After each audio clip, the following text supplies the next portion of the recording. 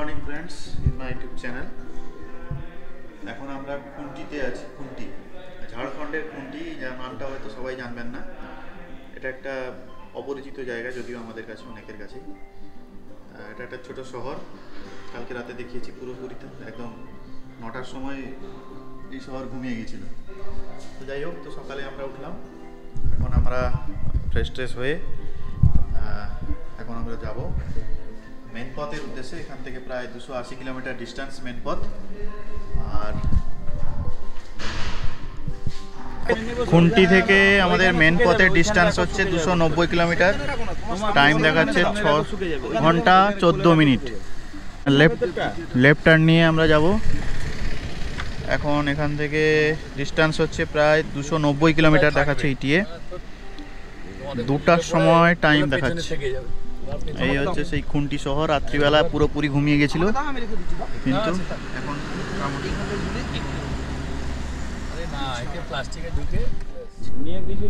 আমরা খুঁটি থেকে বেরিয়ে এসেছি এখন মেন পথের উদ্দেশ্যে। এটা সম্ভবত রাউরকেলা যাওয়ার রাস্তায় পড়ে এটা। তো এখন মোটামুটি আমরা আস্তে আস্তে সবুজ জঙ্গলের মাঝখান দিক দিয়েই যাচ্ছি। আর জনবসতি খুব একটা নেই এই দিকটা। তো এই রাস্তায় সকালে লরির সংখ্যা আছে মোটামুটি, কিন্তু গাড়ি মানে এমনি প্রাইভেট কার সংখ্যা তেমন নেই। আর ওয়েদারও মোটামুটি প্লেজেন্ট আছে। বৃষ্টি এখনো হয়নি, তবে হতে পারে।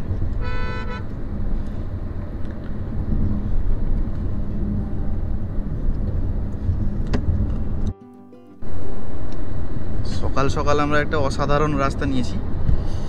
ওনার গাড়ি ঘোড়া নেই, কিন্তু একটা দুটা লরি আছে কিন্তু রাস্তা কিন্তু যথেষ্ট চওড়া। মোটামুটি 100-র ওপরেই চালানোর কোনো অসুবিধা নেই। আর দুপাশে ফাঁকা মাঠ কোথাও কোথাও আছে। এটা ফুটবল মাঠ।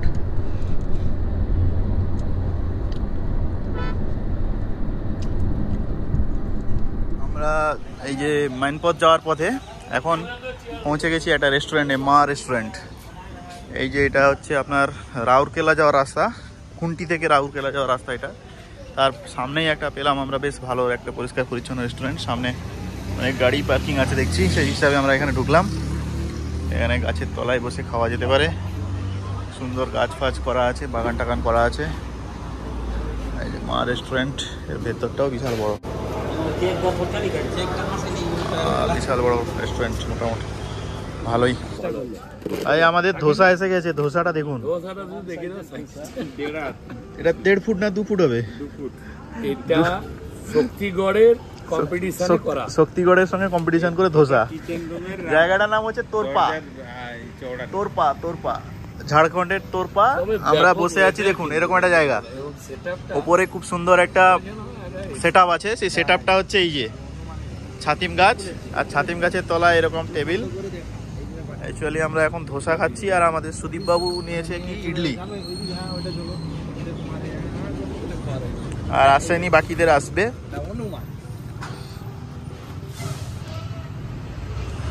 এই অবস্থায় কি হচ্ছে বাঁকুড়া অত বড় কি মেইনটেইন করে কি করে কিছুতেই কন্ট্রোল করতে না পারে সোমেন বাবুর শিশু গাছ এই রেস্টুরেন্টের সামনে। এবার আমরা এখান থেকে বেরোবো।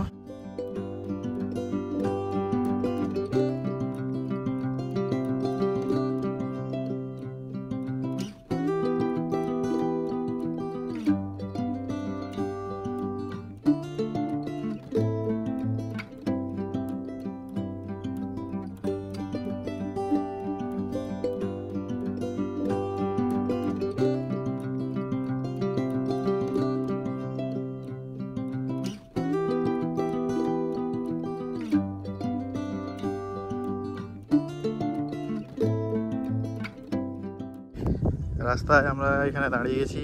সামনে একটা সুন্দর পাহাড়, সুন্দর একটা পাহাড় দেখতে পেলাম। এখানে আমরা দাঁড়িয়ে পড়লাম।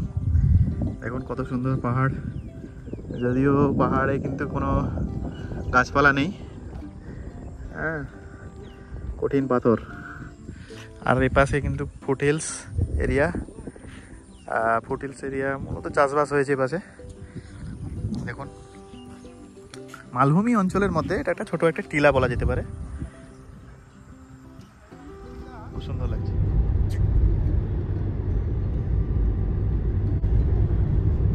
পাথরগুলোর এর স্ট্রাকচারটা অন্যরকম। এই পাথরটা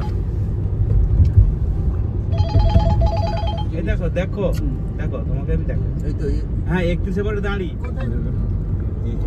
অসাধারণ জঙ্গল, শাল জঙ্গল, কিন্তু পাশে শুধু শালের জঙ্গল। এই ট্যুরটা আমার ফ্রি করে দেওয়া উচিত। কত হাসি ঠাট্টা, মানে এই হচ্ছে রাস্তা। এমন একটা জায়গায় কেউ শুনেনি না, গাড়িও চলে না এখানে, মোটামুটি একদম শুনশান রাস্তা। দিনের বেলায় অবস্থা, রাতের বেলা তাহলে কি হবে? দিনের বেলায় অন্ধকার দেখেছ? না না না, এটা হচ্ছে জঙ্গলটা আছে। কিছুক্ষণ আগে এখানে বৃষ্টি হয়েছে, পাশে বিল, ও পাশে ঘর, এ পাশে ঘর। পাথরগুলো যেন ঝুলন্ত অবস্থায় আছে এখানে। 300 কিলোমিটার হচ্ছে। তাহলে চলো আমরা বেরিয়ে মানে দেখে নিলাম। সুন্দর লাগছে এখানকার ভিউ। বাম দিকেও একটা বিশাল পাহাড়, তুমি একবার দেখে নাও। মেঘ উঠছে, মেঘ, যেখানে মেঘ গাভীর মতো চড়ে। তবে রাস্তা খুব অসাধারণ। মেঘ এরকম উড়ে উড়ে ওই যে যাচ্ছে, দেখো ওখানে মেঘ দেখা যাচ্ছে। এটাই মানে মেন পথের বিউটি। ওই পাহাড়ে হালকা হয়ে উড়ে উড়ে যাবে, পাহাড়ে মেঘ আছে। হ্যাঁ ধরতে পারবে। আর দুপাশে শালের জঙ্গল। কিছু মেঘ আমার অর্ডার দেওয়া আছে, সেগুলা তুমি যেখানে যাবে সাইডে সাইডে ঘুরবে, সাইডে সাইডে ঘুরবে। ঘন জঙ্গল আসছে সামনে, একটা ডেন্স ফরেস্ট।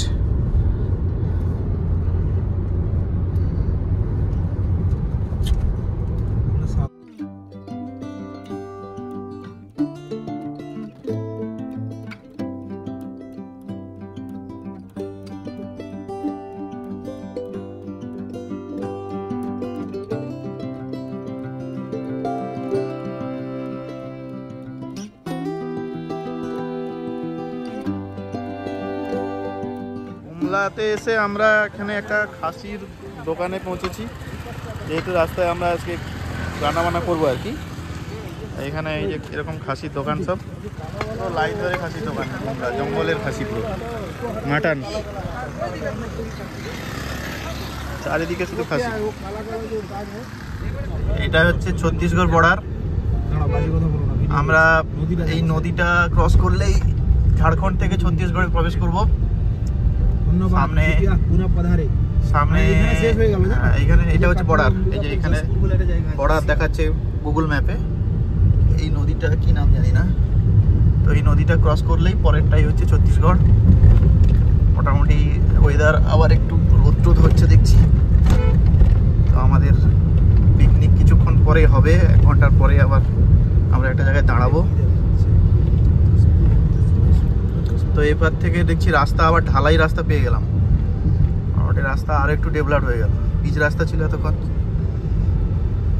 এরপরে রাস্তা আবার বেড়ে ভালো হয়ে গেল।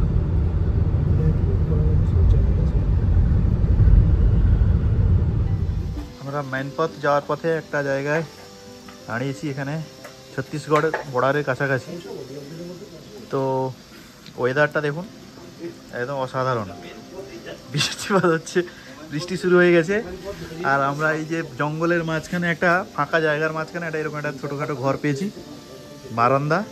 সেখানে বসে আমাদের রান্নাবান্না চলছে। ভাত বসে গেছে অলরেডি।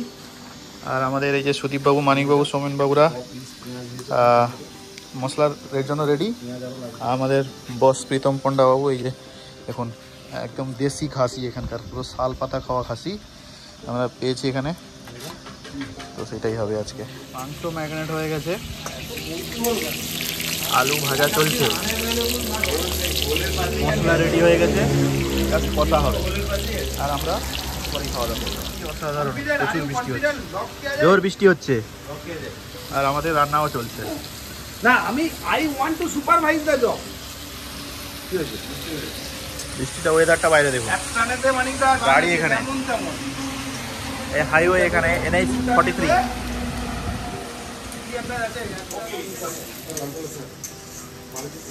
রান্না করার সময় হঠাৎ করে এই লোকটির আগমন এখানে। এই লোকটি প্রথমত মদ্যপ অবস্থায় আছে, এসে আমাদেরকে প্রথমেই বলে যে আমরা নাকি বাংলাদেশ থেকে এসেছি। বাংলাদেশিদের উপর প্রচুর ক্ষোভ এর, এবং এর আরও দুজন সাকরেত রাস্তার পাশে দাঁড়িয়েছিল। কিন্তু এখানে এসে আমাদের রান্নার কাজে বিভিন্ন রকমভাবে ডিস্টার্ব করতে থাকে। মনে হচ্ছিল যে খাওয়া দাওয়া করেই যাবে, কিন্তু একে বিভিন্ন রকমভাবে বুঝিয়ে এখান থেকে আমরা তাকে ভাগাই। কিন্তু এর কথাবার্তা বা আচারণ মোটেই ভালো লাগেনি আমাদের কাছে। এ আমাদেরকে একটু ভয় দেখানোর চেষ্টা করছিল প্রথমত, তারপরে বৃষ্টিও হচ্ছিল। মশলা হচ্ছে এখন, এবার এই তেলটা পুরো ছেড়ে যাবে। আমাদের বস রান্না করছে। এই লেজটা আজকে সোমেন বাবুকেই খাওয়ানো হবে।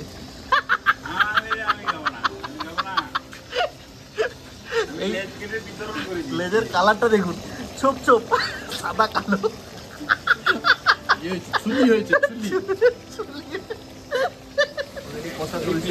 একসঙ্গে কষা হয়ে যাবে সব।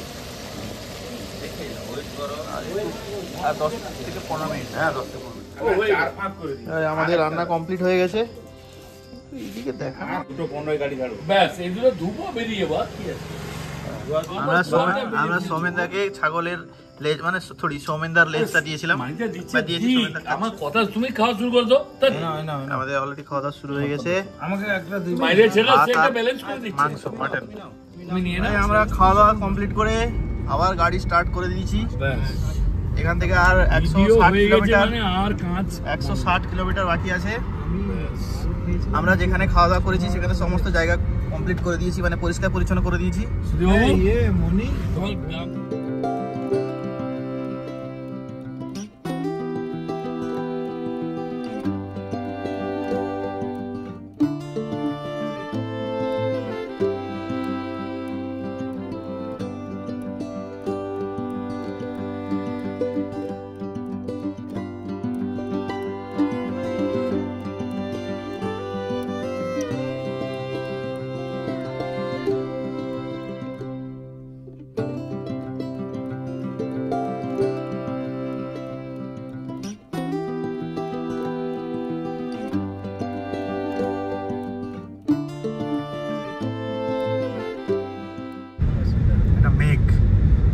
মেঘটা আমাদের সাথে সাথে যাচ্ছে, যদিও বৃষ্টি হচ্ছে না এখনো। রাস্তা অসাধারণ, সঙ্গে পাশের নেচার, গভীর অরণ্যের মধ্য দিয়ে একটা সুন্দর রাস্তা। সৌন্দর্য কি করলো বুঝতেই পারছে না।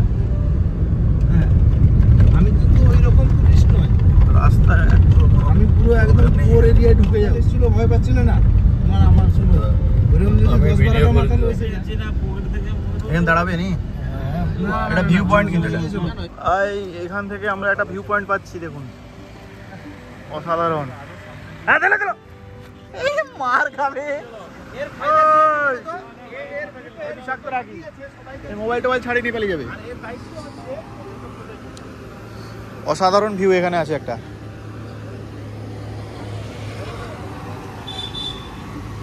প্রচুর হনুমানও আছে এখানে, এ দেখুন, ব্যাপক জায়গা এটা। এটা একটা জাস্ট ভিউ পয়েন্টই।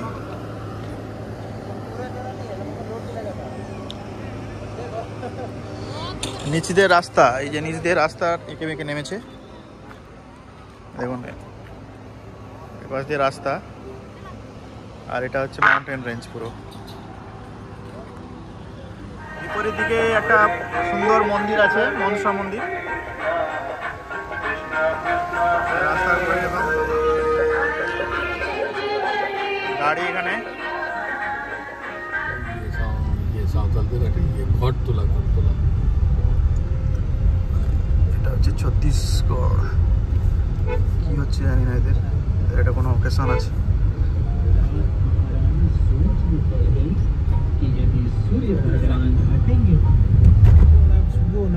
এটা পাহাড়ের উপরে চেপে আসছে পুরো মেঘটা।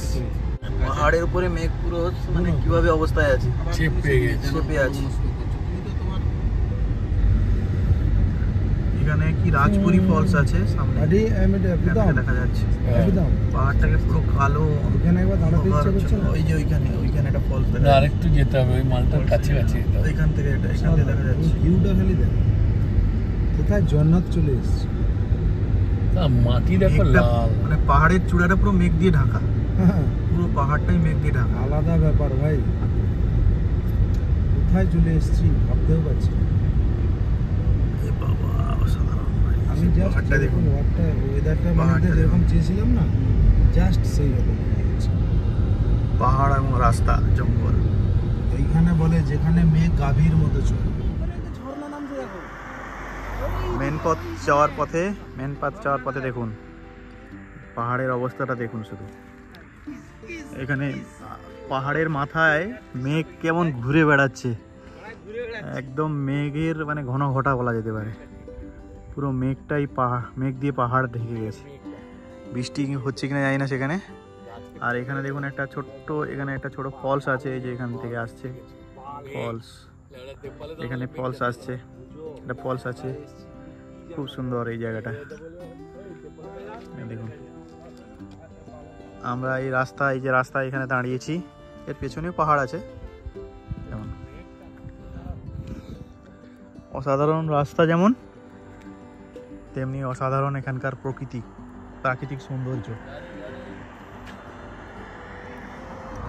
কোথায় বাঘ আছে দেখো।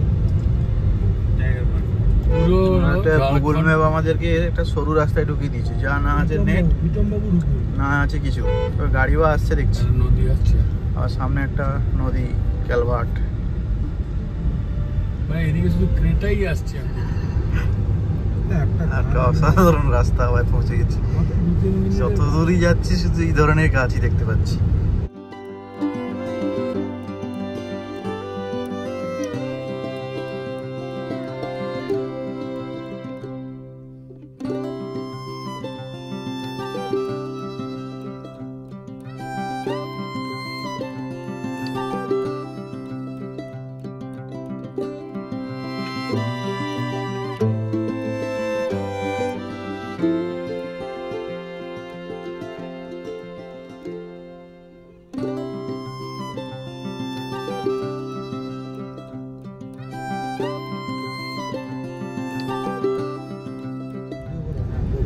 ঘন জঙ্গলে ঢুকে পড়েছি আমরা, একদম সন্ধ্যা হয়েও গেছে প্রায়।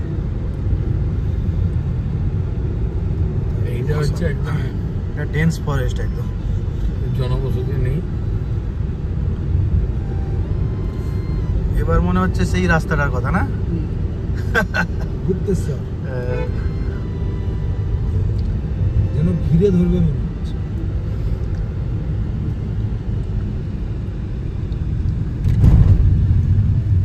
আমরা রাজপুরি ওয়াটারফলসের দিকে যাচ্ছি, এক্সট্রিম নেচার, আর 1 কিলোমিটার বাকি আছে।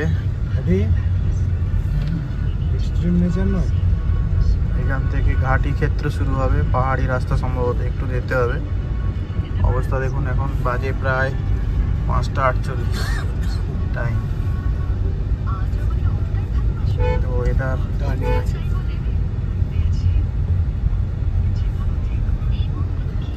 অবস্থা দেখুন, রাস্তা। পৌঁছেছি রাজপুর ওয়াটারফলস। রাজপুর ওয়াটারফলসে পৌঁছেছি। এটা হচ্ছে দেখুন, এই যে রাজপুর ওয়াটারফলস।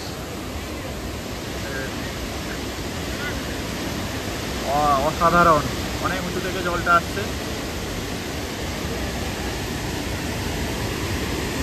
অনেক উঁচু থেকে জল আসছে। দেখুন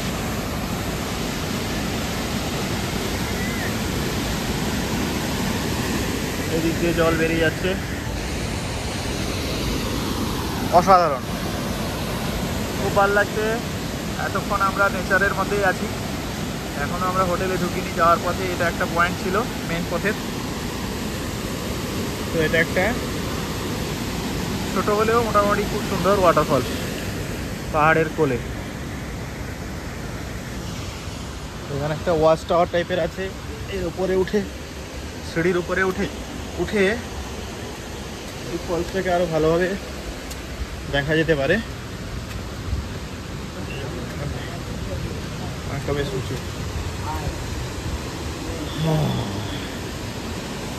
এখান থেকে আরেকটা ভিউ।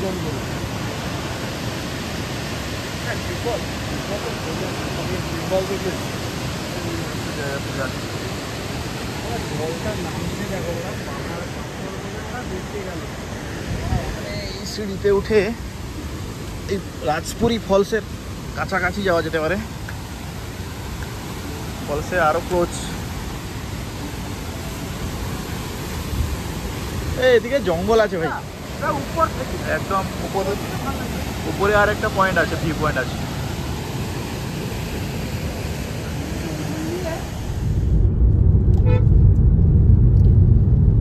রাস্তা ভুল করে আমরা কোথায় গেছিলাম, একটা জঙ্গলে ঢুকে গেছিলাম।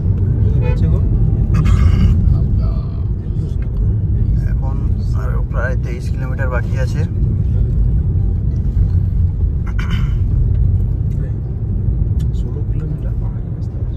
22 কিলোমিটার এখনো বাকি। কিছুটা পাহাড় আছে, তো রাস্তা খুব একটা ভালো নয়।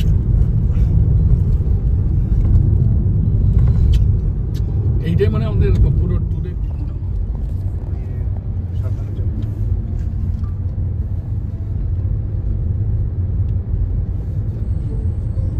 আমরা মনপথ থেকে প্রায় 10 কিলোমিটার মতো আগে আছি। এটা পাহাড়ি রাস্তা, এর আগে কিছুটা ছিল পুরো শার্প হেয়ারপিন ব্যান্ড ছিল, আমরা সেটা অতিক্রম করে এসেছি, রেকর্ডিং করতে পারিনি। কিন্তু এখনও এই যে রাস্তা আছে সেটাও পুরোপুরি জঙ্গল এবং পাহাড়ের মাঝখান দিয়ে আমরা যাচ্ছি। দেখুন দুপাশে একদম ঘন জঙ্গল এবং রাস্তা কিন্তু অনেকটা পাহাড়ি রাস্তা, এবং আস্তে আস্তে বিভিন্ন জায়গায় ছোট ছোট বেন্ড আছে। একদম ঘন অন্ধকার চারদিকে, তারপরে আবার বৃষ্টিও হচ্ছে।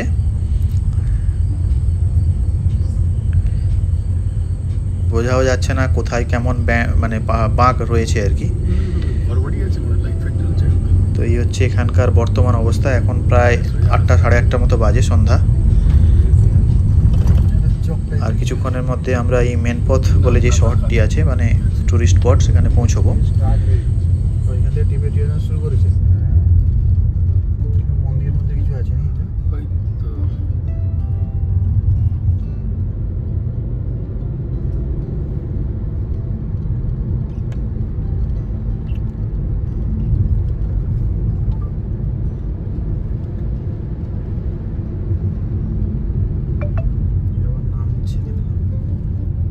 এখন নামছে না, ওইটা উঠে এসে নেমে আবার উঠে এলাম, পাহাড় ক্রস করলাম।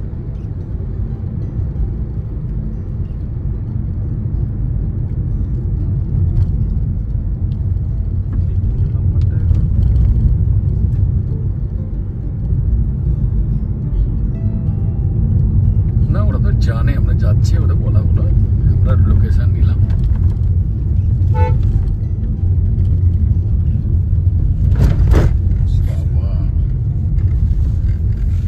গাছের জল পড়ে সেলা গর্ত হয়ে গেছে।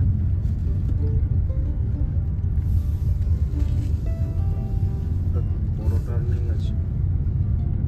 সে আসুক। মেনপথে এসছি, আর এখন রাত্রি 9টা বাজে। এখানে মেঘ চারিদিকে, কিন্তু মেঘে ভর্তি। দেখুন রাস্তায় গাড়ির আলোয় মেঘ কেমন, মানে হাওয়াতে মেঘ ভাসছে। আমাদের পাশেই মেঘ, চারিদিকেই মেঘ। ওটা সাদা চারিদিকটা, চারিদিকে সাদা, কিন্তু মেঘ পুরো। কুয়াশাটার অবস্থা দেখুন, রাত্রিবেলা এখানে কুয়াশা। এই লোক দাঁড়িয়ে আছে, আমরা দেখতে পাচ্ছি না, এতটাই কুয়াশা। এটা হচ্ছে মেনপথ, এটা হচ্ছে আগস্ট মাস। অবস্থা মানে মেনপথ এখান থেকে মানে সমতল থেকে প্রায় 4000 মিটার উঁচুতে। এটা হচ্ছে একটা তিবেটিয়ান মানে অধিবাসীরা এখানে বসবাস করে মূলত। ছোট ছোট কিছু টুরিস্ট স্পট এখানে রয়েছে, ঝর্ণা আর আরও কিছু কিছু এগুলো রয়েছে, মনেস্ট্রি, ঝর্ণা এগুলো রয়েছে। আর আমরা যেহেতু সন্ধ্যার সময় এলাম, ফলে জঙ্গল দেখেছি, কিন্তু সেভাবে হয়তো অতটা দেখিনি। কালকে সকালে গেলে আমরা আরও একটু এক্সপ্লোর করতে পারবো। অ্যাটলিস্ট আমরা এই মানপাত ডলমা টিবেট রিসর্টে পৌঁছালাম। রিসর্টটা কিন্তু খুব সুন্দর, আমাদের ডরমেটারি বুক করা আছে।